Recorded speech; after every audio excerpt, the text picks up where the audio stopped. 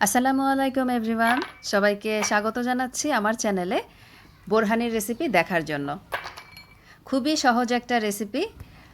আমিও চেষ্টা করেছি আরও সহজ করে রেসিপিটা আপনাদের সামনে তুলে ধরার জন্য। আশা করি আপনাদের কাছে সহজ লাগবে। তো বোরহানি তৈরি করার জন্য আমাদের মেন ইনগ্রিডিয়েন্টস যেটা লাগবে সেটা হচ্ছে পুদিনা পাতা। পুদিনা পাতা এখানে নিয়েছি 1 মুঠ বা 1 কাপের মতো, মেজারমেন্ট কাপের। আর ধনে পাতা নিয়েছি আধা কাপ।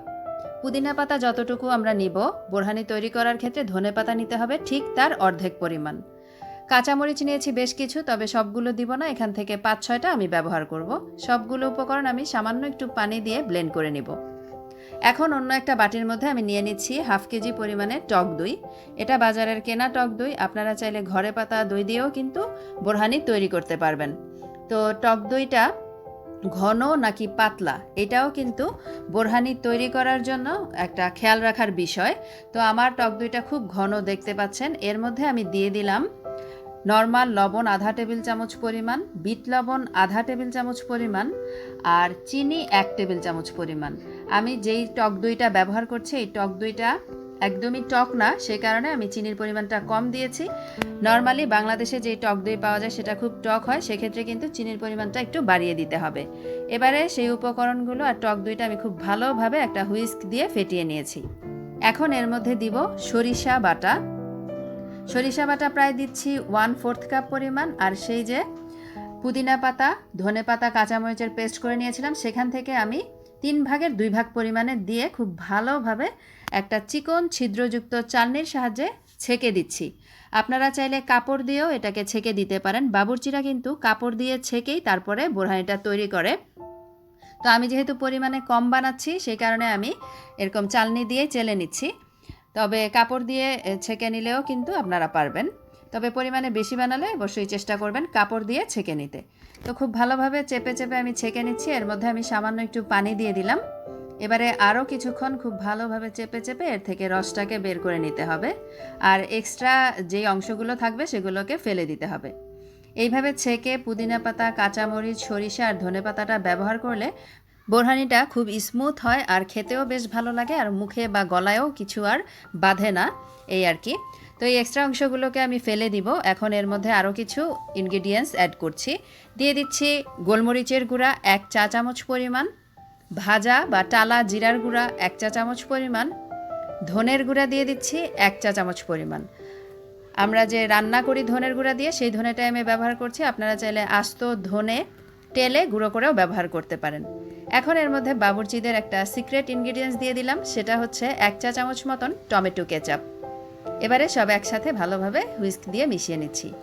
অনেকের মনে হতে পারে বোরহানিতে টমেটো কেচাপ, সেটা আবার খেতে কেমন লাগবে, কিন্তু বিশ্বাস করেন এই সামান্য পরিমাণে টমেটো কেচাপ এর স্বাদটাকে বাড়িয়ে দিবে বহুগুণ, কিন্তু আপনি টেরও পাবেন না যে এর মধ্যে টমেটো কেচাপ দেয়া আছে। তো খুব ভালোভাবে মিশিয়ে নিয়েছি। এখন টেস্ট করে দেখব যে এর মধ্যে কিছু কম বেশি হলো কিনা, এই যেমন লবণ, চিনি বা ঝাল।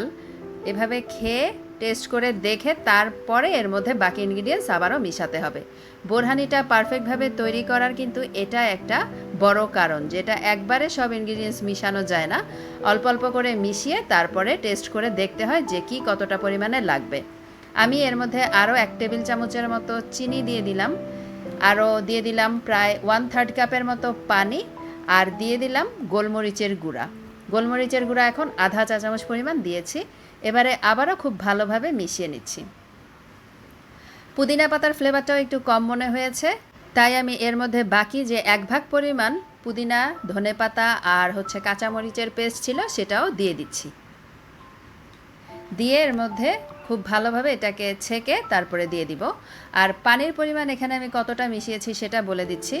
মেজারমেন্ট কাপের প্রায় 1 কাপ থেকে 1.5 কাপের মতো আমি পানি মিশিয়েছি। 1 কাপ দিয়েছি আর আরও আধা কাপের মতো পানি মিশিয়েছি।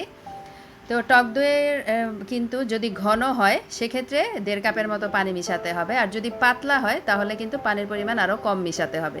সেটা বুঝে আপনাদেরকে পানির পরিমাণটা অ্যাডজাস্ট করে নিতে হবে। তো পুদিনা পাতাটা ছেঁকে নেওয়া হয়ে গেছে, এখন আবারও ভালোভাবে মিশিয়ে নিব। বোরহানি তৈরি করার 8 থেকে 10 ঘন্টা পরে এর আসল স্বাদ পাওয়া যায়, তাই চেষ্টা করবেন সবসময় যখন সার্ভ করবেন তার মিনিমাম 1 দিন আগে বোরহানিটা তৈরি করে ফ্রিজে রেখে দিতে। তো আমি আবারও চেক করে নিচ্ছি, মাশাল্লাহ করে পুরো টেস্টই ঠিক আছে, আর কিছুই লাগবে না। আর ঘনত্বটাও একটু দেখিয়ে দিচ্ছি। আর বোরহানি তৈরি করে ফ্রিজে রেখে দিলে কিন্তু আর একটু টেনে কমে আসে, সেক্ষেত্রে আপনারা পরিবেশনের আগে একটু বরফ দিয়ে তারপরে পরিবেশন করবেন। আবার চাইলে পরিমাণ মতো একটু পানি অ্যাড করেও মিশিয়ে তারপরে পরিবেশন করতে পারেন। আমার এখানে প্রায় ছোট গ্লাসের 5 গ্লাস পরিমাণ বোরহানি হয়েছে। তো এই ছিল আমার আজকের বোরহানির রেসিপি। কেমন লাগলো কমেন্ট করে জানাবেন। ভালো লাগলে চ্যানেলটাকে সাবস্ক্রাইব করে সাথেই থাকবেন। আজকের মতো আল্লাহ হাফেজ।